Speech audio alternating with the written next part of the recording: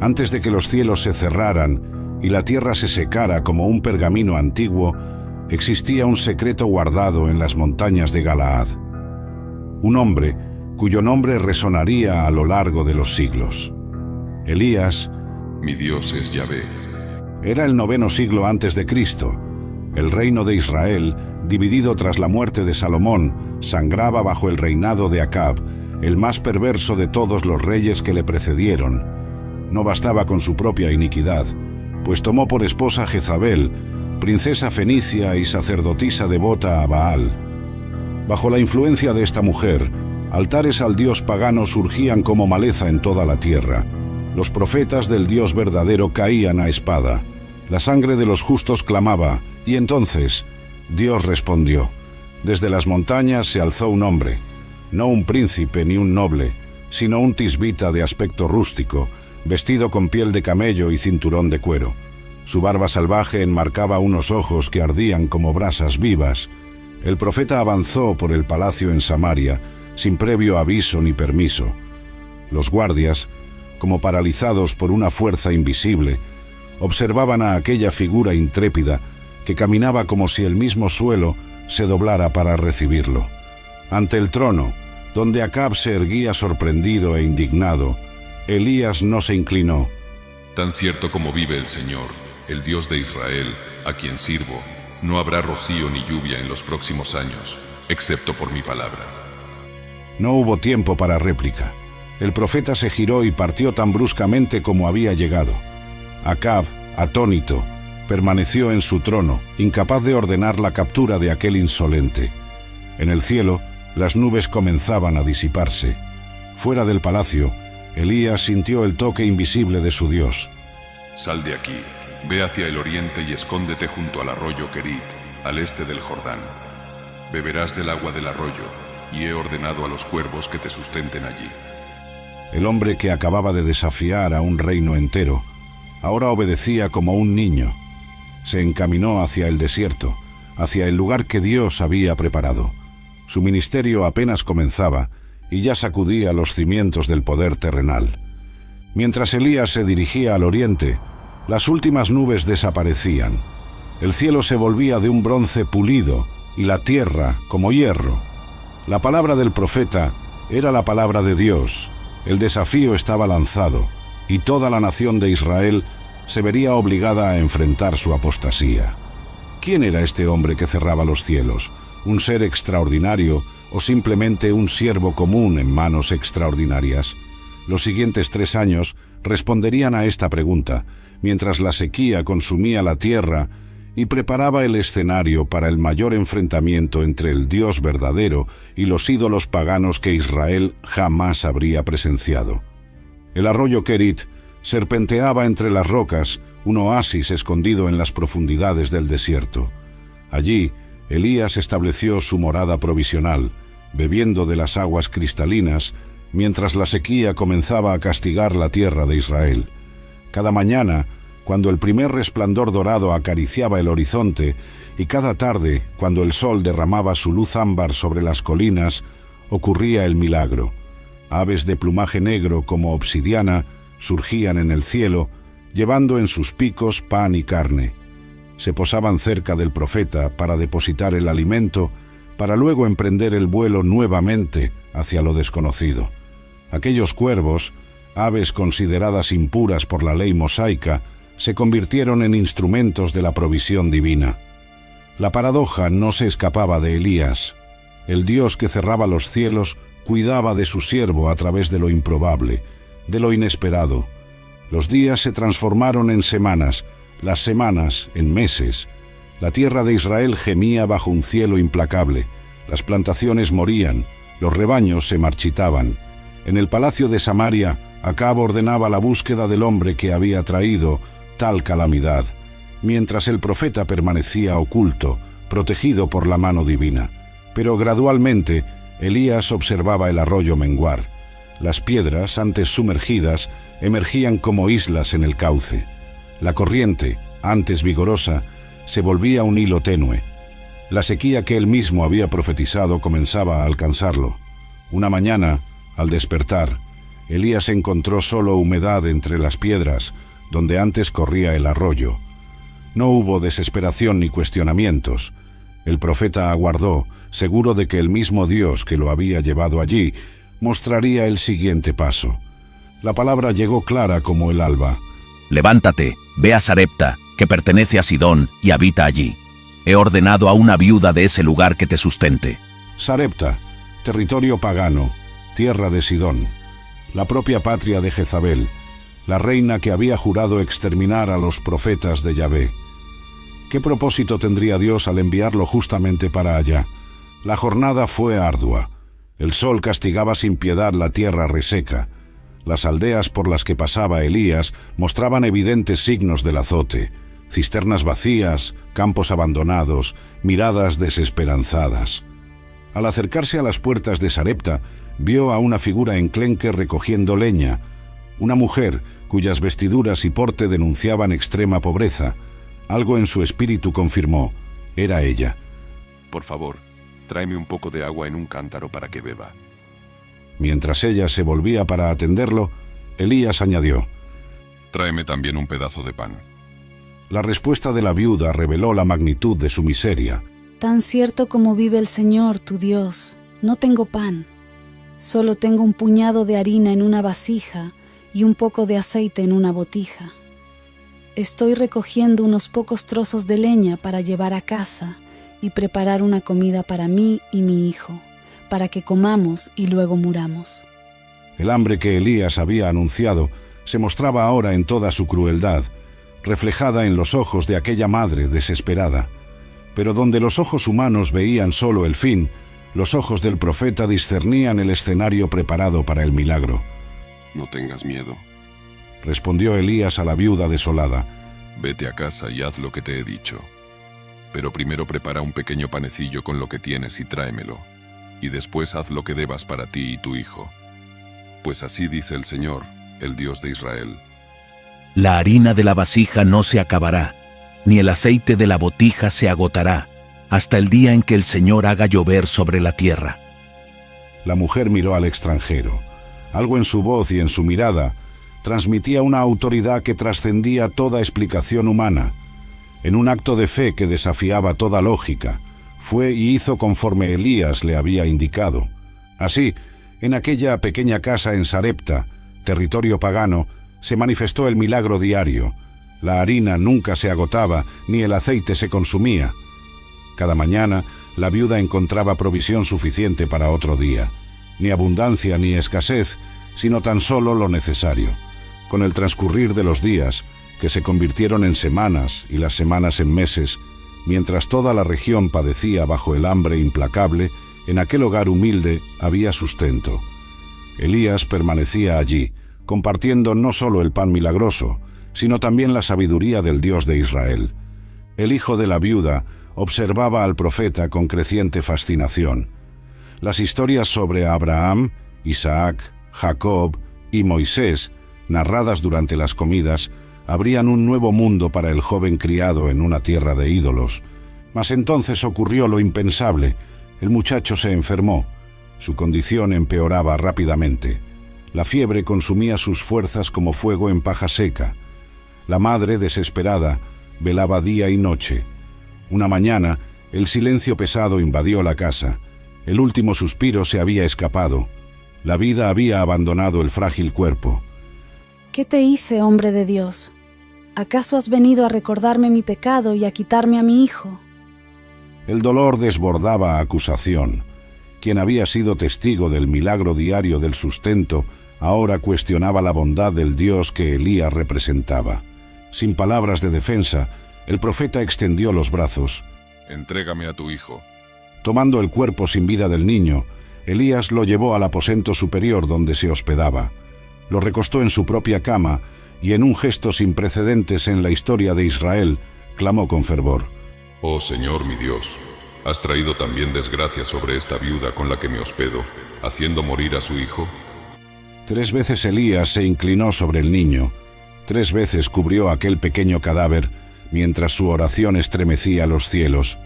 Oh Señor mi Dios, haz volver la vida a este niño. La respuesta no se hizo esperar.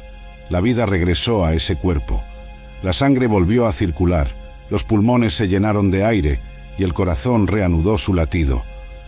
Cargando al niño en sus brazos, Elías descendió. La madre, aún sumida en lágrimas, alzó la vista y contempló lo imposible. Mira, tu hijo está vivo. Ahora sé que tú eres un hombre de Dios y que la palabra del Señor que sale de tu boca es verdad. Resurrección, el milagro supremo. Por primera vez registrado en las Escrituras, la muerte había sido vencida por la intervención de un profeta. El Dios que había sustentado con harina y aceite se revelaba ahora como Señor sobre la propia vida. La noticia se extendió por Sarepta como fuego en heno seco. Muchos acudieron a ver al niño que había vuelto de la muerte. Algunos, abandonando sus ídolos, se volvieron hacia el Dios de Israel. En el territorio de Baal, Yahvé establecía su presencia a través de su siervo. Pasaron 3 años desde que los cielos fueron sellados por la palabra del profeta. La tierra de Israel, otrora fértil, se había transformado en un desierto reseco. Cisternas vacías, campos estériles, rebaños diezmados. El hambre asolaba cada hogar, desde el más humilde hasta el palacio real. En Samaria, Acab convocó a Obadías, administrador de su palacio, un hombre temeroso de Dios que, arriesgando su propia vida, había escondido a 100 profetas del Señor en cavernas cuando Jezabel ejecutaba su sangrienta persecución. Recorramos la tierra en busca de todas las fuentes y valles. Quizás encontremos pasto suficiente para mantener vivos a los caballos y mulas, y no tengamos que sacrificar parte de los animales. Dividieron la tierra entre ellos. Acab se dirigió en una dirección y Obadías en otra. Mientras el fiel administrador recorría su camino, apareció ante él una figura. El rostro, parcialmente cubierto por una espesa barba, era inconfundible. Obadías se postró con la faz en tierra. ¿Acaso eres tú, mi señor Elías? Sí, soy yo. Ve y dile a tu señor, Elías está aquí. El terror se reflejó en el semblante de Obadías. Anunciar la presencia del hombre más buscado del reino podría significar su propia sentencia de muerte en caso de que el profeta se esfumara de nuevo. ¿Qué he hecho para que entregues a tu siervo a las manos de Acab, para que él me mate? No hay nación ni reino en que mi señor no haya enviado a alguien en su búsqueda. Cada vez que decían, él no está aquí, él hacía jurar al reino o nación que no lo habían hallado. Con asombrosa franqueza, Obadías expresó su temor.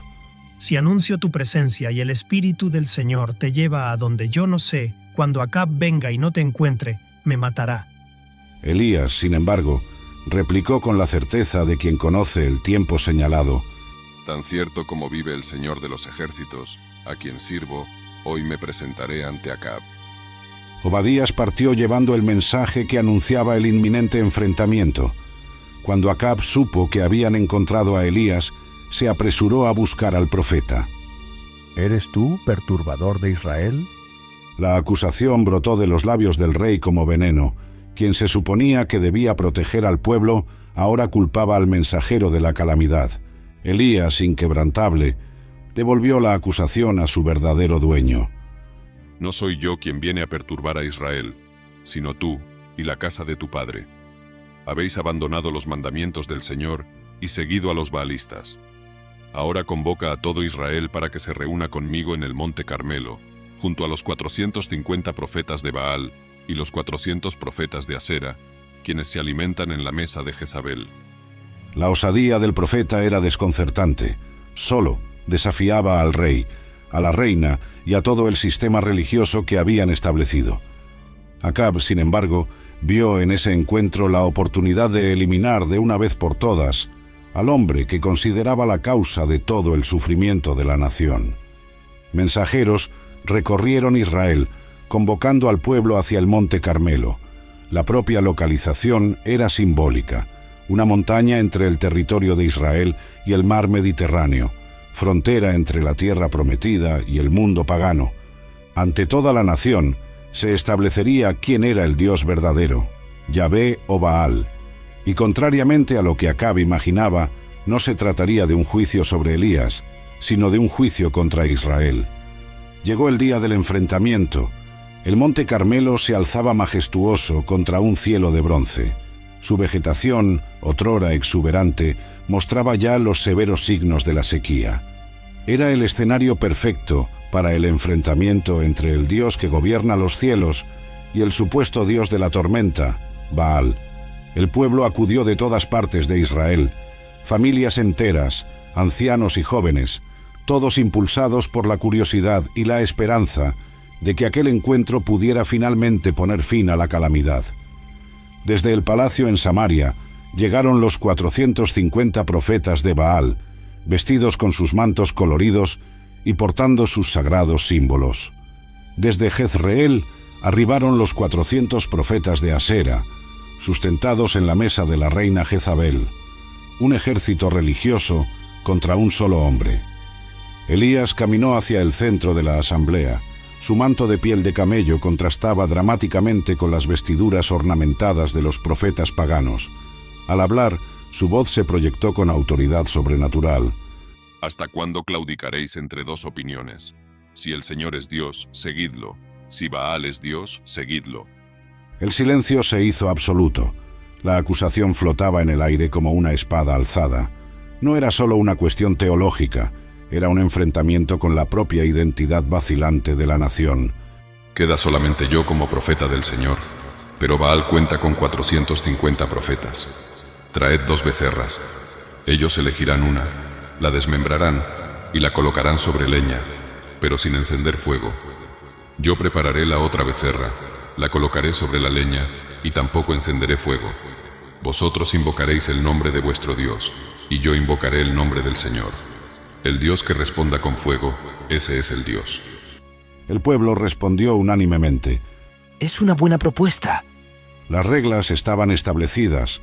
La prueba era elegante en su simplicidad y devastadora en su conclusión inevitable. Baal, al fin y al cabo, era supuestamente el dios del trueno y del relámpago. Si existiera, sin duda respondería con fuego. Elías se dirigió a los profetas de Baal. Elegid una de las becerras y preparadla primero, pues sois muchos. Invoquen el nombre de vuestro Dios, pero no encendáis el fuego. Los profetas de Baal prepararon su altar, cortaron la becerra y la dispusieron sobre la leña. Entonces comenzó el macabro espectáculo. Desde el amanecer hasta el mediodía, los 450 hombres danzaron frenéticamente alrededor del altar, invocando: ¡Oh Baal, respóndenos! No hubo respuesta, ni voz, ni señal alguna. Al llegar el sol a su cenit, Elías comenzó a burlarse. Gritad más fuerte. Seguramente él es Dios. Quizá esté meditando, ocupado o de viaje. Tal vez duerma y necesite ser despertado. Desesperados, los profetas intensificaron sus gritos. Siguiendo su costumbre, se hirieron con espadas y lanzas hasta desangrarse, mientras la sangre se mezclaba con el sudor y el polvo. La tarde avanzó y el macabro espectáculo continuó. Sangre, sudor, gritos, sin obtener respuesta alguna. Pasado el mediodía, continuaron en un frenesí hasta la hora de la ofrenda vespertina. Las horas consumidas en aquel ritual frenético no produjeron más que agotamiento y desilusión. La impotencia de Baal quedó expuesta ante todos los israelitas. Llegó el turno de Elías. Acercaos a mí, convocó el profeta al pueblo. Cansados y desilusionados tras haber presenciado el infructuoso ritual de los profetas de Baal, se congregaron a su alrededor. Con movimientos deliberados, el profeta reconstruyó el altar del Señor que había sido derribado, un altar que hablaba de la identidad profunda de la nación. 12 piedras, una por cada tribu de Israel, para recordarles su unidad bajo el pacto con Yahvé. Alrededor del altar, cavó una zanja lo suficientemente profunda para contener 2 medidas de semilla. Organizó la leña, cortó la becerra en trozos y la colocó sobre la leña. Luego dio la siguiente orden: llenad 4 tinajas de agua y derramadla sobre el holocausto y la leña. El pueblo, incrédulo ante la orden de desperdiciar agua, el recurso más precioso en aquella sequía devastadora, observó cómo la misma se vertía sobre el sacrificio. Se repitió la acción 2 veces más, hasta que el agua corrió por el altar, empapando la leña, el sacrificio y llenando por completo la zanja alrededor. Cuando el cielo empezó a teñirse con los colores del crepúsculo, Elías se aproximó. Era la hora del sacrificio vespertino, un momento sagrado en el culto a Yahvé. El profeta alzó las manos y oró. Señor, Dios de Abraham, de Isaac y de Israel, que hoy quede demostrado que tú eres Dios en Israel y que yo soy tu siervo, y he cumplido con todas tus ordenanzas. Respóndeme, Señor, respóndeme, para que este pueblo sepa que tú, Señor, eres Dios, y que haces volver sus corazones hacia ti. La respuesta llegó de forma inmediata y arrolladora. El fuego del Señor descendió, consumiendo el holocausto, la leña, las piedras y el polvo. El fuego lamió también el agua de la zanja. La multitud, al ver aquello, se postró con el rostro en tierra, sin dejar lugar a dudas. La demostración del poder divino era innegable. Viendo al pueblo postrado en reconocimiento, Elías exclamó con voz firme: «Capturad a los profetas de Baal, no dejéis escapar a ninguno». El pueblo, que hasta entonces había titubeado, actuó con resolución y capturó a los 450 profetas de Baal. Elías ordenó llevarlos al arroyo de Quisom, donde, conforme a la ley mosaica que ordenaba ejecutar a quienes inducían a Israel a la idolatría, él mismo aplicó el juicio divino. El arroyo de Quisom, casi seco tras 3 años sin lluvia, fue testigo del fin de quienes habían desviado a Israel del verdadero culto. Dirigiéndose a Acab, que observaba en silencio atónito, Elías declaró: «Sube, come y bebe, porque ya oigo el estruendo de mucha lluvia». El rey, aún impresionado por los acontecimientos de aquel día, obedeció sin cuestionar. Luego, Elías ascendió al monte Carmelo, se arrodilló y se postró hasta que su rostro tocó el suelo entre sus rodillas. La batalla espiritual había sido ganada. Era el momento de cumplir la segunda parte de la promesa, la restauración de la lluvia sobre la tierra reseca. «Ve y mira en dirección al mar», ordenó al siervo. El joven fue, miró y regresó diciendo: «No se ve nada». «Vuelve», ordenó Elías. «Repite la observación 7 veces. De la primera a la 6ª vez no hubo señal. A la 7ª, el siervo regresó con la noticia. Una nube pequeña, del tamaño de la mano de un hombre, se levanta desde el mar. Era el inicio, el presagio de la tormenta que pondría fin a 3 años de sequía. La respuesta de un Dios que dominaba no solo el fuego, sino también las aguas. «Ve y dile a Acab, prepara tu carro y desciende antes de que la lluvia te impida hacerlo». El cielo se oscureció rápidamente. La pequeña nube creció, se multiplicó y se tornó oscura. Vientos poderosos arrasaban el monte Carmelo, mientras Acab se apresuraba a descender en su carro hacia el palacio, en Jezreel. En Jezreel, Acab relató a Jezabel todo lo que Elías había hecho y cómo había ejecutado a todos los profetas de Baal. La reina, llena de furia, envió un mensajero al profeta. «Que los dioses me castiguen severamente si mañana, a esta misma hora, no hago contigo lo que tú hiciste a cada uno de ellos». La amenaza era muy real.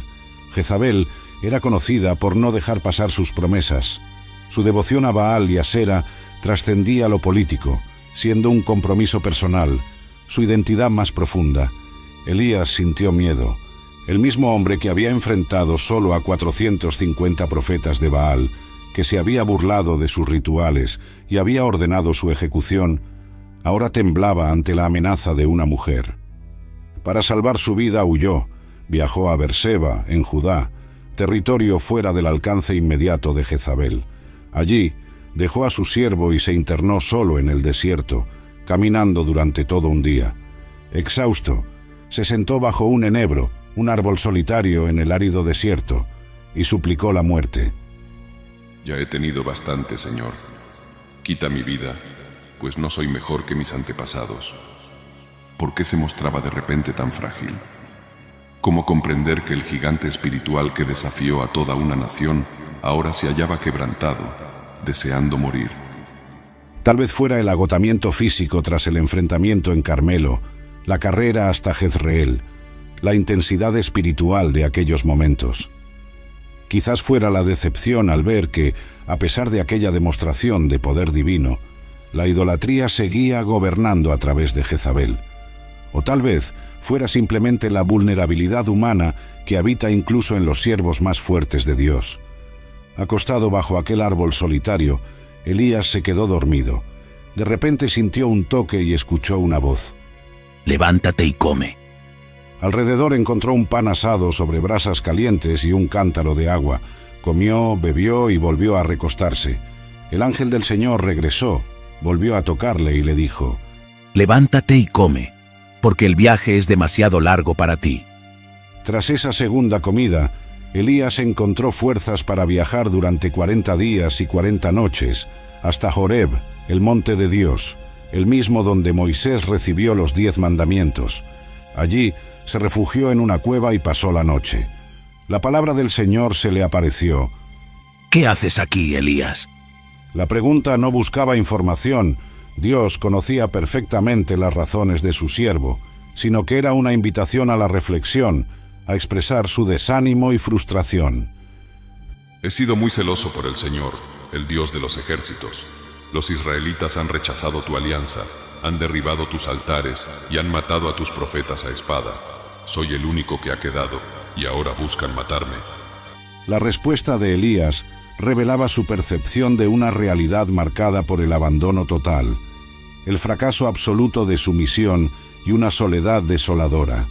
A pesar de la victoria en Carmelo, nada parecía haber cambiado fundamentalmente en Israel. «Sal y permanece en el monte, en presencia del Señor, pues Él pasará». Vino la instrucción divina. Entonces se desató un viento fuerte y poderoso que arrancó los montes y despedazó las rocas ante el Señor, pero el Señor no estaba en el viento. Luego vino un terremoto, pero el Señor no se manifestó en el temblor. Tras el temblor hubo fuego, pero el Señor no estuvo en el fuego. Y después del fuego se escuchó el susurro de una brisa suave. Al oírla, Elías cubrió su rostro con su manto, salió y se paró a la entrada de la cueva. Una voz susurró: «¿Qué haces aquí, Elías?». La misma pregunta, el mismo lamento. Pero ahora Elías había comprendido algo profundo sobre la naturaleza de Dios. Él no siempre se manifiesta en grandes demostraciones de poder como en Carmelo. A veces, su presencia llega en una brisa suave, en un susurro casi imperceptible. La respuesta divina fue sorprendente. «Vete, regresa por el camino del desierto, rumbo a Damasco.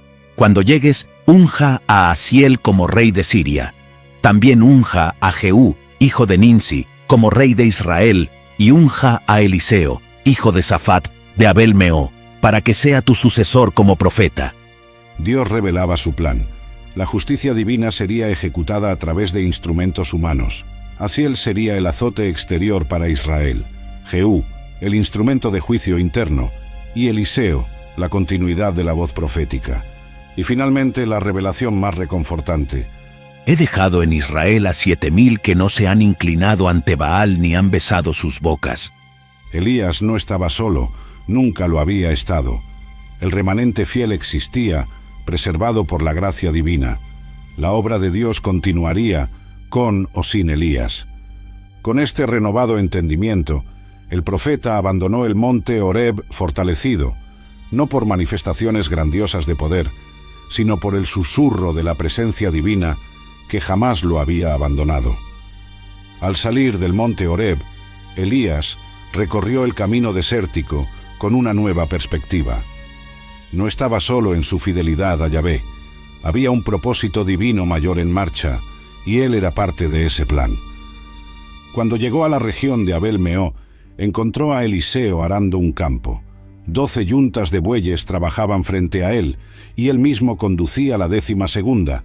Era un hombre de considerables medios, no un campesino común. Elías se acercó en silencio, y en un gesto cargado de simbolismo, arrojó su manto sobre los hombros de Eliseo. El joven comprendió al instante. El manto del profeta representaba su autoridad, su llamado. Ser cubierto por él significaba ser elegido como sucesor. Eliseo dijo: «Déjame despedirme de mis padres y después te seguiré». «Vete y regresa», contestó Elías. «¿Qué te he hecho yo?». La respuesta, aparentemente enigmática, confirmaba que Eliseo había sido llamado. pero la decisión final era suya. Dios no obliga a nadie a servirlo. Eliseo regresó a sus bueyes, abatió al par que los conducía, utilizó la madera del arado para encender el fuego y asó la carne, la distribuyó entre su gente que comió, luego se levantó, siguió a Elías y se convirtió en su asistente. Este gesto era radical. Quemar el arado significaba cortar por completo con su vida anterior. No habría regreso a la agricultura. El llamado profético sería su única ocupación de ahora en adelante. Mientras tanto, en otra parte del reino, se desarrollaban acontecimientos políticos. Ben-Hadad, rey de Siria, reunió a todo su ejército y, acompañado de 32 reyes con sus caballos y carros, marchó contra Samaria, sitiándola y atacándola. Envió mensajeros a Acab con exigencias humillantes. Tu plata y tu oro son míos, así como lo son lo mejor de tus mujeres y de tus hijos. Acab inicialmente accedió, pero cuando Ben-Hadad amplió sus exigencias, incluyendo el saqueo del palacio y de las casas de los oficiales, el rey de Israel se negó. La guerra era inminente. Fue entonces cuando un profeta, no Elías, sino uno de los muchos que Obadías había salvado de las manos de Jezabel, se acercó a Acab con un mensaje sorprendente. Así dice el Señor: ¿ves este gran ejército? Hoy te lo entregaré en tus manos, y entonces sabrás que yo soy el Señor. Acab, incrédulo, preguntó: ¿Quién hará eso? Los jóvenes comandantes de las provincias, respondió el profeta.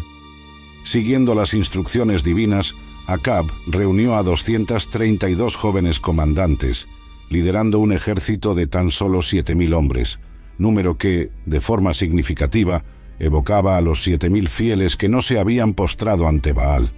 La estrategia fue audaz. Los israelitas atacaron al mediodía, cuando los sirios, incluido Ben-Hadad, bebían en sus tiendas. La sorpresa fue total. Aunque numéricamente inferiores, los israelitas infligieron una severa derrota a los sirios. Ben-Hadad huyó a caballo con algunos de sus caballeros. Acab salió y destruyó caballos y carros, imponiendo una derrota severa a Siria. El mismo profeta regresó al rey con una advertencia.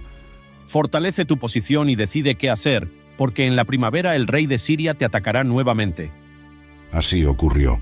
Al año siguiente, Ben-Hadad regresó con un ejército aún mayor. Los consejeros sirios habían concluido erróneamente que el Dios de Israel era un Dios de los montes, y no de las llanuras, por lo que esta vez lucharían en la llanura.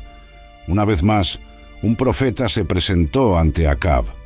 Así dice el Señor: por haber dicho que soy un Dios de los montes y no un Dios de las llanuras, entregaré todo este gran ejército en tus manos, y sabréis que yo soy el Señor. La batalla fue arrolladora. En tan solo un día, los israelitas mataron a 100.000 soldados sirios a pie. Los sobrevivientes huyeron a la ciudad de Afeque, donde un muro cayó sobre 27.000 de ellos. Ben-Hadad, escondido en una de las cámaras interiores, envió representantes a Acab, suplicándole clemencia. Sorprendentemente, Acab no solo le perdonó la vida, sino que hizo una alianza con él. Esta decisión desagradó al Señor. Un profeta, utilizando un método dramático para transmitir su mensaje, confrontó a Acab.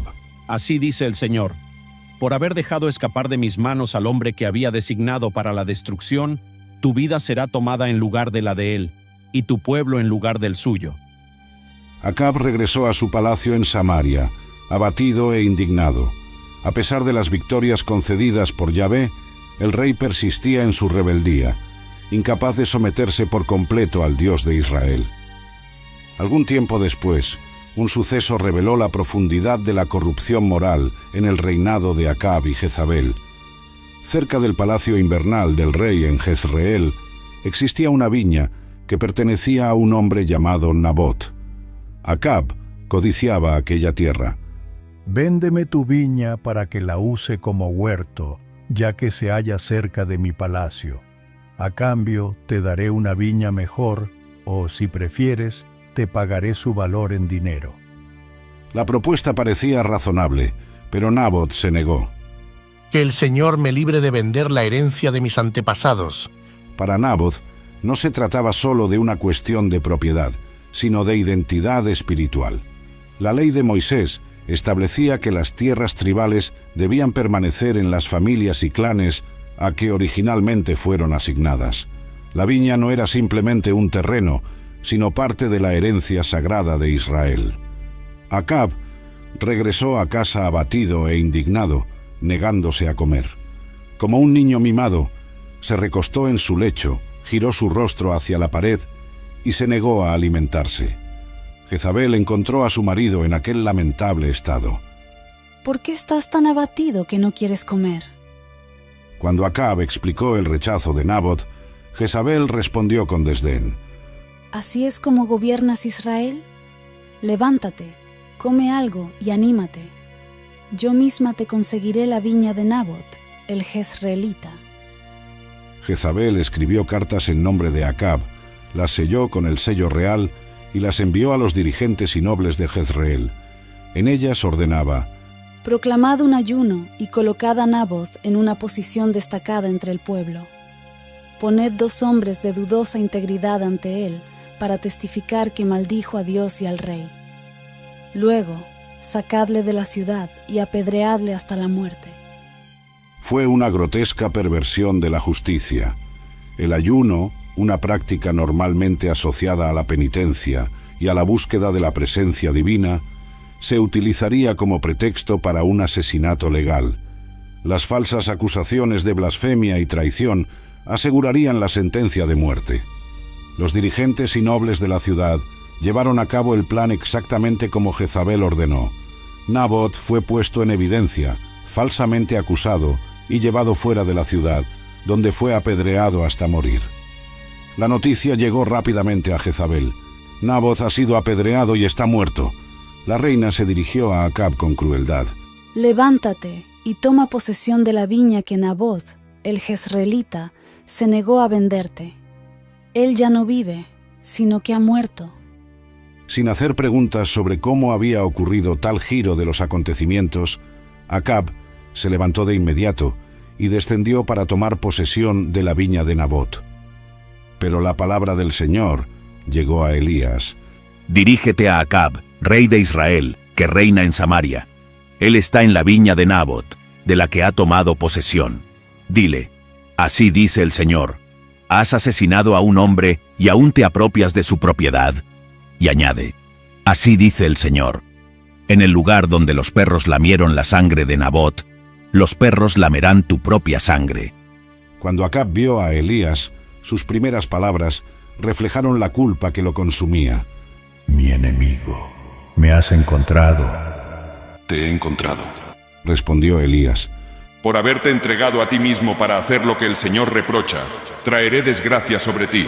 Destruiré a tus descendientes y acabaré con todos los varones de la casa de Acab, sean esclavos o libres. La sentencia era devastadora. La dinastía de Acab sería completamente extinta. La casa real sufriría el mismo destino que las de Jeroboam y Baasa, anteriores dinastías que habían llevado a Israel a la idolatría. En cuanto a Jezabel, el juicio sería aún más severo. Los perros devorarán a Jezabel junto al muro de Jezreel.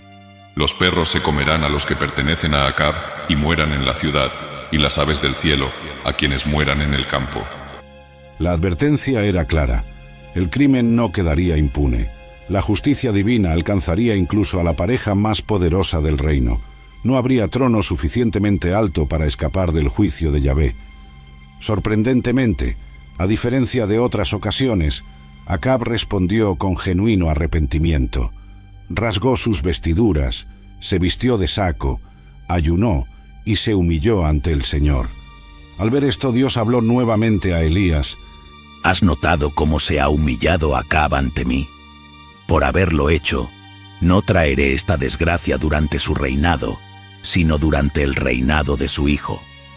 La sentencia quedaba pospuesta, pero no anulada. La justicia llegaría, aunque fuera a una generación de distancia. Pasaron 3 años sin guerra entre Israel y Siria. En el tercer año, Josafat, rey de Judá, bajó a visitar al rey de Israel.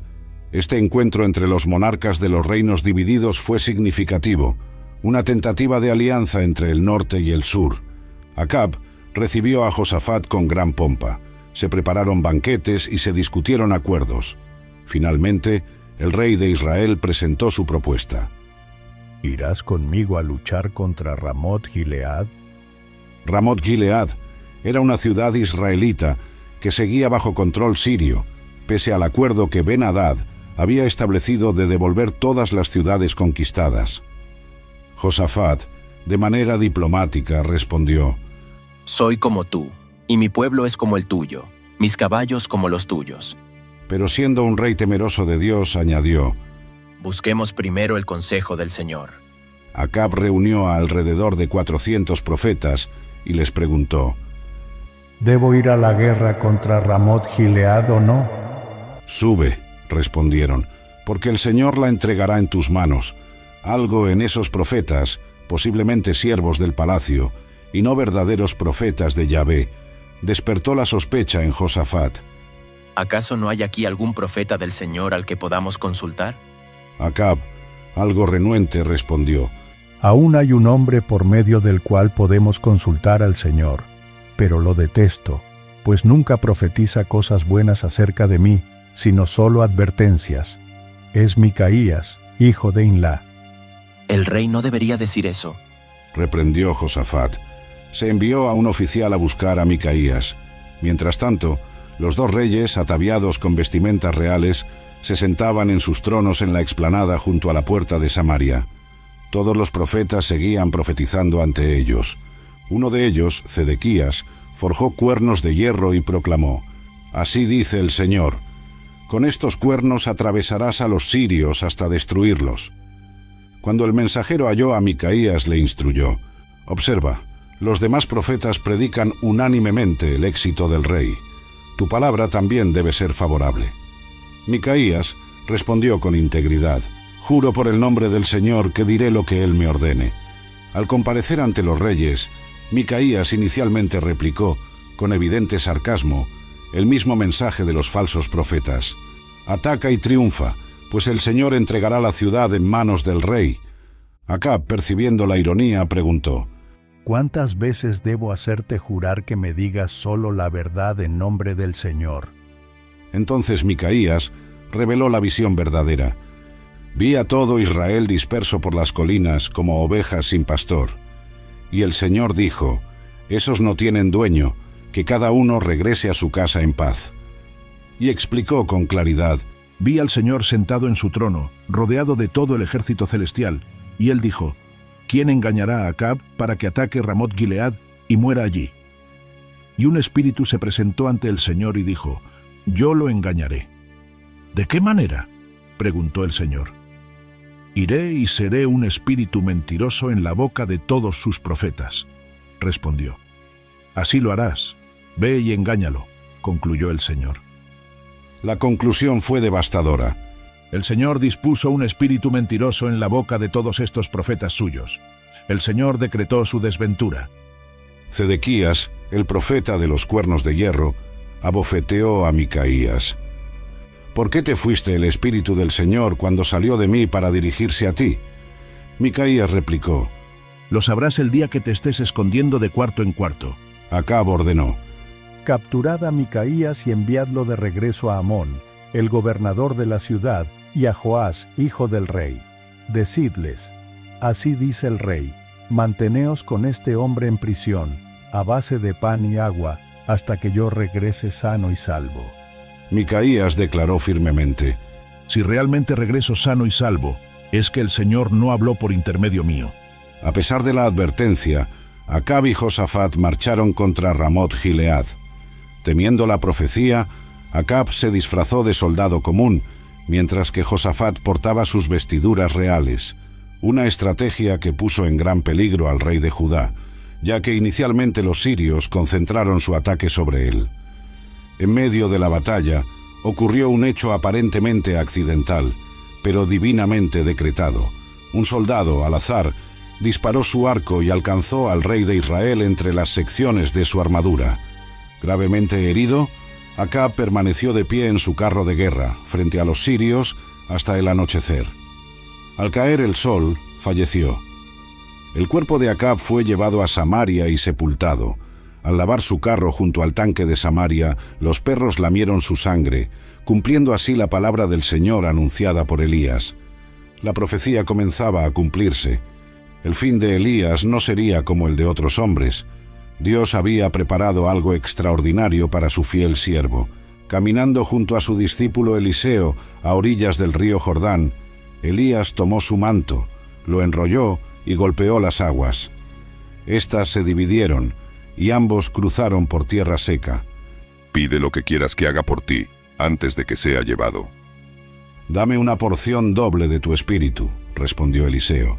Si me ves cuando sea llevado, así será. Y mientras caminaban y conversaban, un carro de fuego y caballos de fuego aparecieron y separaron a los dos. Elías fue arrebatado al cielo en un torbellino. Padre mío, carros de Israel y sus jinetes.